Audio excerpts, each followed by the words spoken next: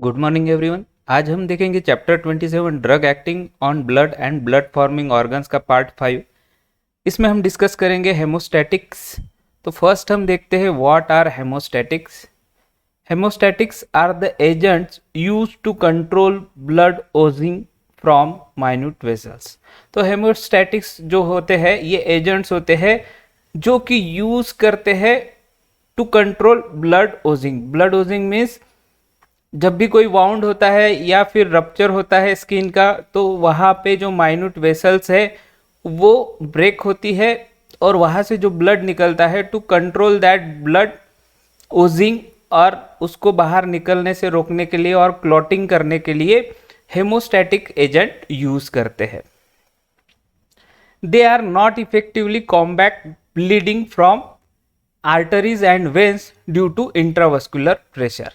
तो हेमोस्टैटिक्स जो होते हैं ये तो ब्लड को बाहर निकलने के लिए कंट्रोल करने के लिए यूज करते हैं, बट ये उतने इफेक्टिव नहीं है to control bleeding from arteries and vein. तो ब्लीडिंग अगर आर्टरीज और वेन से हो रही है तो उसमें इतना ये इफेक्टिव नहीं है haemostatics, because due to intravascular pressure. जो ब्लड वेसल्स के अंदर जो ब्लड होता है उसका जो प्रेशर है वो ज़्यादा होने की वजह से हेमोस्टैटिक्स उतने इफेक्टिव नहीं होते to combat with bleeding from arteries and vein. जो आर्टरीज और वेन से जो ब्लीडिंग होता है उससे रोकने के लिए हेमोस्टैटिक्स उतने इफेक्टिव नहीं है।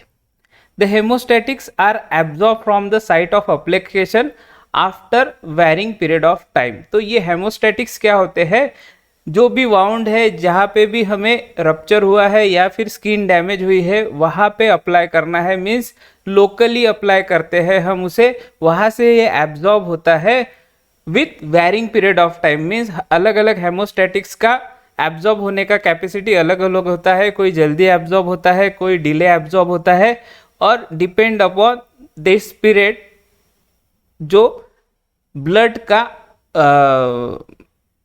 क्लॉटिंग है वो हेमोस्टैटिक्स करता है। तो हेमोस्टैटिक क्या करता है, अल्टीमेटली ब्लड का जो फ्लो है जो कि सरफेस से बाहर निकलता है और हमारे जो वाउंड है वहाँ से बाहर निकलता है, उसे रोकने का काम हेमोस्टैटिक्स करते हैं। तो ये डिपेंड करता है कि वो कितना जल्दी एब्जॉर्ब होता है इनसाइड द वाउंड और that blood. The hemostatic includes absorbable gelatin sponge, oxidized cellulose, fibrinogen, thrombin and thromboplastin। तो ये 5 हेमोस्टैटिक्स आते हैं, जिसमें आता है absorbable gelatin sponge, oxidised cellulose, fibrinogen, thrombin और थ्रोम्बोप्लास्टिन। तो फर्स्ट हम देखते हैं एब्जॉर्बेबल जिलेटिन स्पॉन्ज, जिसे जेल फोम भी बोलते हैं। It is a sterile absorbable water soluble gelatin based sponge. तो ये क्या है, एक sterile water soluble gelatin based sponge है जो कि एब्जॉर्बेबल है। ठीक है, तो स्टेराइल इसलिए जरूरी है स्पॉन्ज को करना क्योंकि ये खुद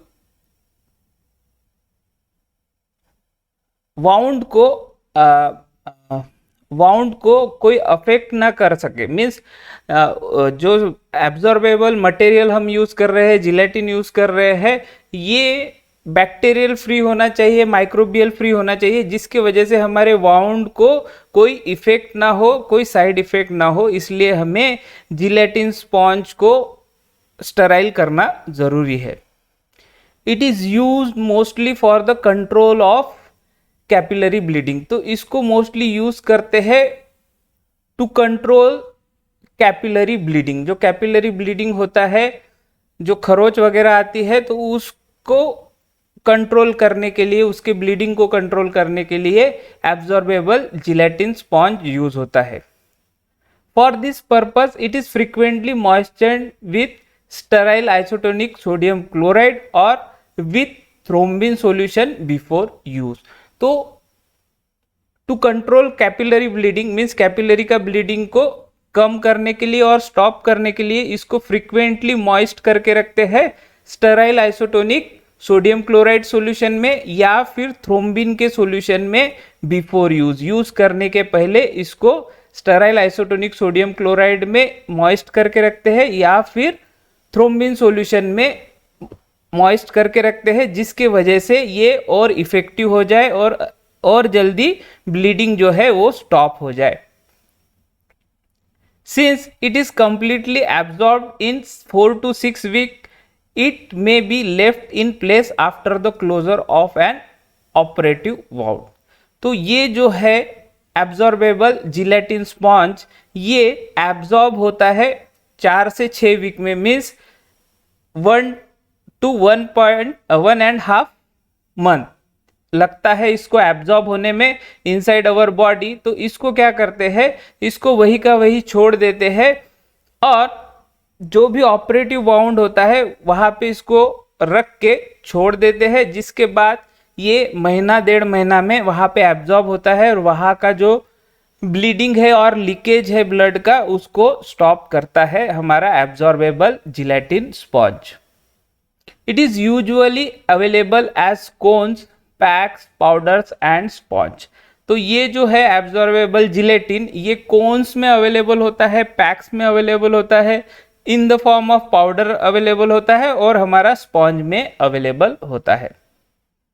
उसके बाद सेकंड आता है oxidized cellulose. It is a specially treated form of surgical gauze और कॉटन। तो ये क्या है, स्पेशली ट्रीटेड फॉर्म है सर्जिकल गॉज और कॉटन का, that promotes clotting by a reaction between hemoglobin and cellulosic acid। तो ये जो ऑक्सीडाइज सेलुलोज होता है ये specially treated form of gauze और कॉटन जो बोलते हैं, कॉटन गॉज भी जिसे बोलते हैं, तो उसका फॉर्म है जो कि क्लॉटिंग को प्रोमोट करता है by reaction between with haemoglobin जो कि ब्लड में होता है और सेलुलोजिक एसिड जो हमारे ऑक्सीडाइज सेलुलोज गॉज में और कॉटन में होता है। तो ये दोनों के रिएक्शन के वजह से क्लॉटिंग होता है और जिसके वजह से ब्लीडिंग जो है और ओजिंग ऑफ ब्लड जो है वो स्टॉप होता है। Absorption of oxidize cellulose occur within 2 to 7 days after application. तो ये ऑक्सीडाइज सेलुलोज का एब्जॉर्प्शन जो है ये 2 से 7 दिन के बीच में होता है आफ्टर एप्लीकेशन। जो वाउंड है उस पर अप्लाई करने के बाद 2 से 7 दिन के अंदर ये एब्जॉर्ब हो जाता है और ये अपना इफेक्ट और अच्छे तरीके से दिखाता है। It is not used in combination with thrombin because the low pH interfere with the activity of the thrombin। तो ये जो है ऑक्सीडाइज सेलुलोज ये थ्रोम्बिन के साथ यूज नहीं करते हैं क्योंकि लो पीएच जो है इंटरफेयर करता है एक्टिविटी ऑफ थ्रोम्बिन के साथ। तो जो ऑक्सीडाइज सेलुलोज का पीएच है वो लो होता है जिसके वजह से थ्रोम्बिन की एक्टिविटी प्रॉपरली नहीं हो पाती और उसके वजह से क्लॉटिंग जो है ब्लड का वो प्रॉपरली नहीं हो पाता। तो इसी रीजन की वजह से ऑक्सीडाइज सेलुलोज गॉज और कॉटन जो है थ्रोम्बिन के साथ यूज नहीं करते हैं। Oxidize cellulose is not use for permanent packing of plantation in fracture because it interfere with bone regeneration and may result cyst formation. तो जो ऑक्सीडाइज सेलुलोज है और कॉटन और गॉज जो है ऑक्सीडाइज सेलुलोज का वो फ्रैक्चर के प्लांटेशन में भी यूज नहीं करते एज अ पैकिंग मटेरियल और परमानेंट पैकिंग के लिए जो है फ्रैक्चर के ऑक्सीडाइज सेलुलोज का यूज नहीं किया जाता because it interfere with the bone regeneration. जो बोन का रीजनरेशन होता है वहां पे ये ऑक्सीडाइज सेलुलोज इंटरफेयर करता है और जिसके वजह से सिस्ट फॉर्मेशन भी होने के चांसेस है। तो इसलिए ऑक्सीडाइज सेलुलोज को भी जो है जो फ्रैक्चर होता है फ्रैक्चर को प्लास्टर करने के लिए और प्लांटेशन करने के लिए यूज नहीं करते as a permanent packing material. तो ये हो गया ऑक्सीडाइज सेलुलोज। ये किस में मिलता है, it is marketed as a cotton pledgets, gauze pads and gauze strip. तो ये 3 इसमें आपको मिलेगा, cotton pledgets, gauze pads and gauze strips में ऑक्सीडाइज सेलुलोज मार्केट में अवेलेबल है। उसके बाद थर्ड आता है फाइब्रिनोजन। ये क्या है? A sterile fraction of normal human plasma is used for restoring normal plasma fibrinogen level in haemorrhagic complication. तो ये फाइब्रिनोजन कहाँ से मिलता है? ये हमें ह्यूमन प्लाज्मा से मिलता है, जो कि स्टेराइल फ्रैक्शन है, जो कि ह्यूमन प्लाज्मा से निकालते हैं और इसे यूज करते हैं to restore normal plasma fibrinogen level in haemorrhagic complication. जिन्हें हेमोरेजिक कॉम्प्लिकेशन होता है, जिस पेशेंट को हेमोरेजिक कॉम्प्लिकेशन होता है, ऐसे कंडीशन में उनमें ब्लड क्लॉटिंग का प्रॉब्लम बहुत ज़्यादा होता है। उसमें ब्लड क्लॉटिंग नहीं हो पाता वो पेशेंट में, जिसके वजह से हमें फाइब्रिनोजन की ज़रूरत पड़ती है, जो कि हेल्प करता है फॉर ब्लड क्लॉटिंग। तो ये फाइब्रिनोजन क्या है? ये स्टेराइल फ्रैक्शन है जो कि नॉर्मल ह्यूमन प्लाज्मा से निकालते हैं और इसको ऐसे पेशेंट को देते हैं जिसको हेमोरेजिक कॉम्प्लिकेशन है, जिसमें क्लॉटिंग हो ही नहीं रहा और क्लॉटिंग का कॉम्प्लिकेशन बढ़ गया है। To restore that plasma fibrinogen, ऐसे पेशेंट को ये फाइब्रिनोजन देते हैं। Fibrinogen and a solution of thrombin are used locally during certain surgical procedure to create a clot और अधेसिव इन सिटू। तो fibrinogen and solution of thrombin, ये दोनों use करते हैं locally during certain surgical procedure. तो ये certain surgical procedure में ये दोनों का कॉम्बिनेशन यूज करते हैं, एक फाइब्रिनोजन और सॉल्यूशन ऑफ थ्रोम्बिन का, जिसके वजह से ये लोकली क्लॉटिंग प्रोड्यूस करते हैं या फिर वहां पे अधेसिव इफेक्ट प्रोड्यूस करते हैं। जैसे कि वाउंड है या फिर कोई कट लगा हुआ है, तो वो कट को जोड़ने का और अधेसिव इफेक्ट शो करने का काम ये दोनों कॉम्बिनेशन में करते हैं, fibrinogen and your solution of thrombin. इसके बाद आते हैं हम फोर्थ हेमोस्टैटिक्स पे, वो है थ्रोम्बिन।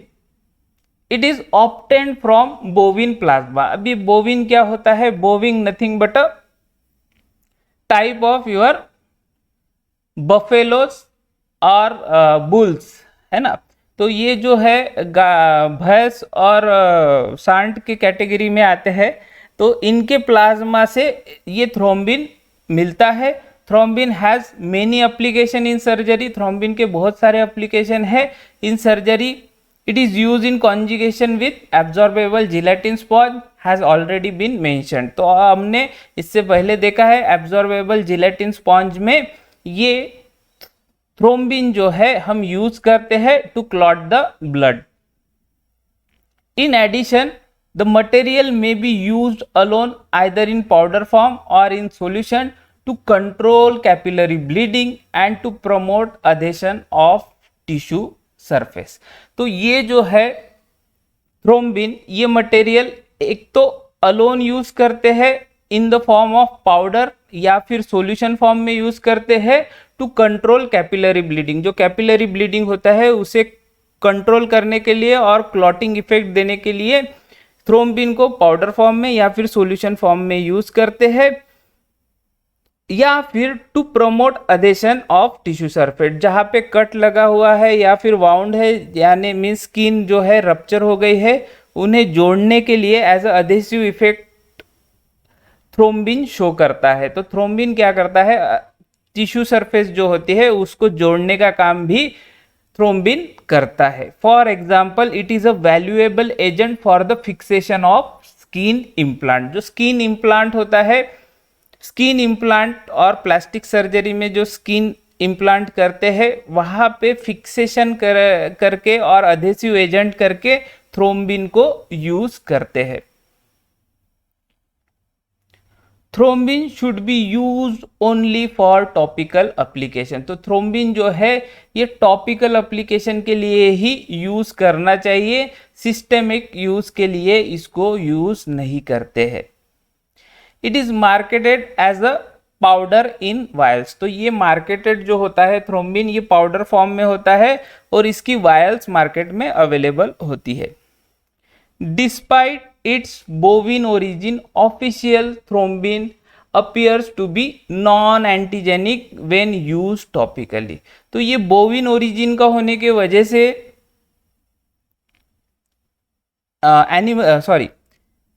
ये ह्यूमन ओरिजिन का नहीं है, बोविन ओरिजिन का है।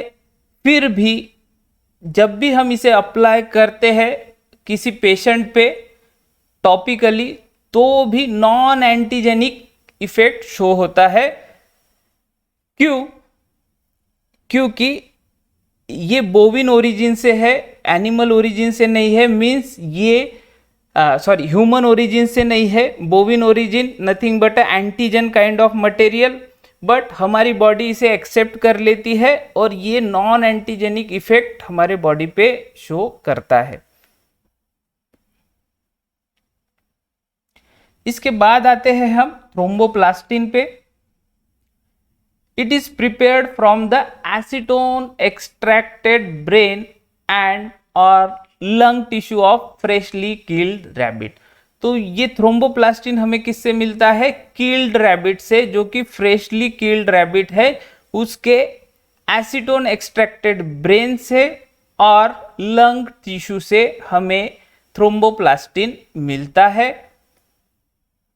It contains thromboplastin which promote the convergence of prothrombin to thrombin। तो ये थ्रोम्बोप्लास्टिन क्या करता है? ये प्रोमोट करता है conversion of prothrombin to thrombin. Means prothrombin को थ्रोम्बिन में कन्वर्ट करने में ये बहुत ज़्यादा मदद करता है हमारा थ्रोम्बोप्लास्टिन, जो कि है हेमोस्टैटिक कैटेगरी का agent.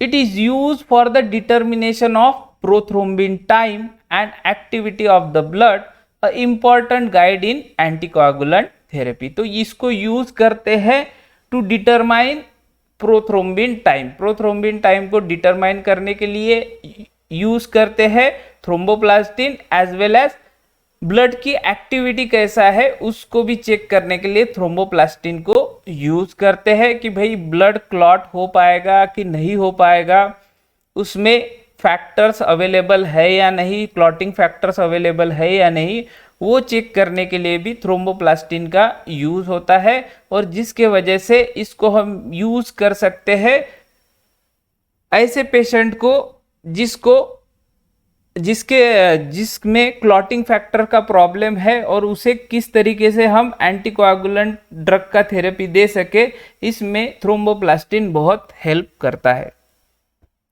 Thromboplastin is also employed surgery as a local hemostatic. तो ये थ्रोम्बोप्लास्टिन जो है सर्जरीज में भी यूज होता है एज अ लोकल हेमोस्टैटिक। तो ये 5 एजेंट है एज अ होमोस्टैटिक हम यूज करते हैं। If you like the video then share and subscribe my channel. Thanks for watching. Next part में हम देखेंगे प्लाज्मा एक्सपांडर्स और उसके बाद हमारा ये चैप्टर नंबर 27 खत्म हो जाएगा। Thanks for watching again. God bless.